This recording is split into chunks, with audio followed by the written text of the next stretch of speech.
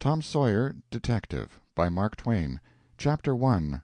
An Invitation for Tom and Huck.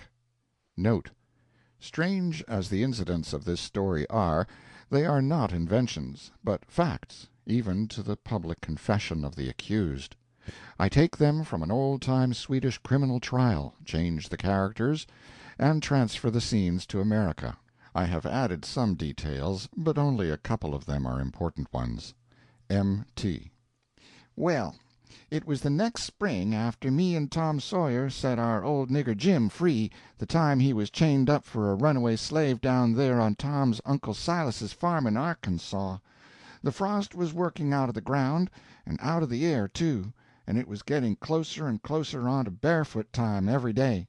And next it would be marble time, and next mumbledy-peg, and next tops and hoops, and next kites, and then right away it would be summer and going in a-swimming. It just makes a boy homesick to look ahead like that and see how far off summer is. Yes, and it sets him to sighing and saddening around, and there's something the matter with him, and he don't know what. But anyway, he gets out by himself and mopes and thinks, and mostly he hunts for a lonesome place high up on the hill in the edge of the woods, and sets there and looks away off on the big Mississippi, down there a-reaching miles and miles, around the points where the timber looks smoky and dim it's so far off and still, and everything so solemn it seems like everybody you've loved is dead and gone, and you most wish you was dead and gone too, and done with it all. Don't you know what that is? It's spring fever. That is what the name of it is, and when you've got it you want—oh, you don't quite know what it is you do want, but it just fairly makes your heart ache, you want it so. It seems to you that mainly what you want is to get away. Get away from the same old tedious things you're so used to seeing and so tired of, and set something new. That is the idea. You want to go and be a wanderer.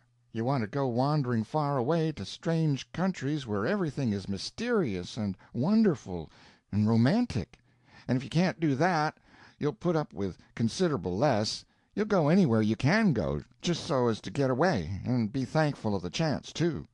Well, me and Tom Sawyer had the spring fever, and had it bad, too.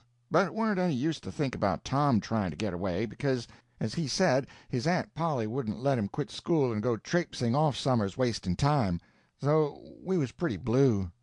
We was setting on the front steps one day about sundown talking this way, when out comes his Aunt Polly with a letter in her hand and says, "Tom, I reckon you've got to pack up and go down to Arkansas. Your Aunt Sally wants you."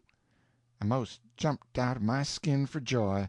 I reckoned Tom would fly at his aunt and hug her head off, but if you believe me, he set there like a rock, and never said a word.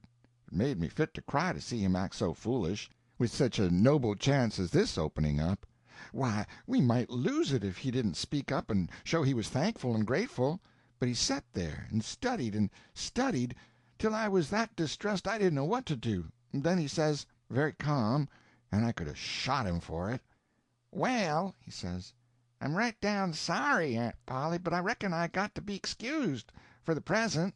His Aunt Polly was knocked so stupid and so mad at the cold impudence of it that she couldn't say a word for as much as a half a minute, and this gave me a chance to nudge Tom and whisper, "Ain't you got any sense, spiling such a noble chance as this and throwing it away?" But he weren't disturbed. He mumbled back, "Huck Finn, do you want me to let her see how bad I want to go? Why, she'd begin to doubt right away and imagine a lot of sickness and dangers and objections, and first you know she'd take it all back. You lemme alone. I reckon I know how to work her." Now, I never would have thought of that, but he was right. Tom Sawyer was always right. The levelest head I ever see, and always at himself and ready for anything you might spring on him. By this time his Aunt Polly was all straight again, and she let fly. She says, "You'll be excused. You will. Well, I never heard the like of it in all my days. The idea of you talking like that to me! Now take yourself off and pack your traps, and if I hear another word out of you about what you'll be excused from and what you won't, I lay I'll excuse you with a hickory." She hit his head a thump with her thimble as we dodged by, and he let on to be whimpering as we struck for the stairs. Up in his room he hugged me, he was so out of his head for gladness because he was going traveling, and he says, before we get away she'll wish she hadn't let me go, but she won't know any way to get around it now.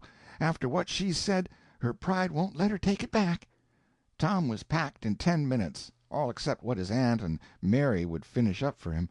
Then we waited 10 more for her to get cool down and sweet and gentle again, for Tom said it took her 10 minutes to unruffle in times when half of her feathers was up, but 20 when they was all up, and this was one of the times when they was all up. Then we went down, being in a sweat to know what the letter said. She was setting there in a brown study with it laying in her lap. We set down, and she says, they're in considerable trouble down there, and they think you and Huck'll be a kind of diversion for them. Comfort, they say. Much of that they'll get out of you and Huck Finn, I reckon. There's a neighbor named Brace Dunlap that's been wanting to marry their Benny for 3 months, and at last they told him point blank and once for all he couldn't. So he has soured on them, and they're worried about it. I reckon he's somebody they think they better be on the good side of, for they've tried to please him by hiring his no-account brother to help on the farm when they can't hardly afford it, and don't want him around anyhow. Who are the Dunlaps? They live about a mile from Uncle Silas's place, Aunt Polly. All the farmers live about a mile apart down there, and Brace Dunlap is a long sight richer than any of the others, and owns a whole grist of niggers. He's a widower, 36 years old, without any children, and is proud of his money and overbearing, and everybody is a little afraid of him. I judge he thought he could have any girl he wanted just for the asking, and it must have set him back a good deal when he found he couldn't get Benny. Why, Benny's only half as old as he is, and just as sweet and lovely as—well, you've seen her. Poor old Uncle Silas, why, it's pitiful, him trying to curry favor that way. So hard-pushed and poor, and yet hiring that useless Jubiter Dunlap to please his ornery brother. What a name! Jubiter. Where'd he get it? It's only just a nickname. I reckon they'd forgot his real name long before this. He's 27 now, and has had it ever since the first time he ever went in swimming. The school-teacher seen a round brown mole the size of a dime on his left leg above his knee, and 4 little bits of moles around it, when he was naked, and he said it minded him of Jubiter and his moons, and the children thought it was funny, and so they got to calling him Jubiter, and he's Jubiter yet. He's tall and lazy and sly and sneaky, and rather cowardly, too, but kind of good-natured, and wears long brown hair and no beard, and hasn't got a cent, and Brace boards him for nothing, and gives him his old clothes to wear, and despises him. Jubiter is a twin. What's the other twin like? Just exactly like Jubiter, so they say. Used to was, anyway, but he ain't been seen for 7 years. He got to robbing when he was 19 or 20, and they jailed him. But he broke jail and got away, up north here, summers. They used to hear about him robbing and burglaring now and then, but that was years ago. He's dead now, at least that's what they say. They don't hear about him any more. What was his name? Jake. There wasn't anything more said for a considerable while. The old lady was thinking. At last she says, the thing that is mostly worrying your Aunt Sally is the tempers that man Jupiter gets your uncle into. Tom was astonished, and so was I. Tom says, tempers? Uncle Silas? Land, you must be joking. I didn't know he had any temper. Works him up into perfect rages, your Aunt Sally says. Says he acts as if he would really hit the man sometimes. Aunt Polly, it beats anything I ever heard of. Why, he's just as gentle as mush. Well, she's worried, anyway.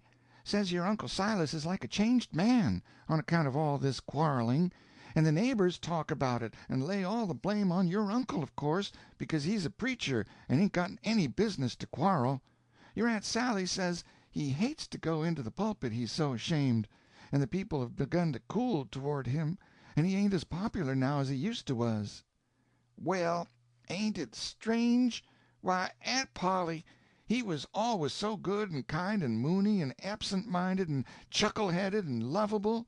Why, he was just an angel. What can be the matter of him, do you reckon? End of chapter 1.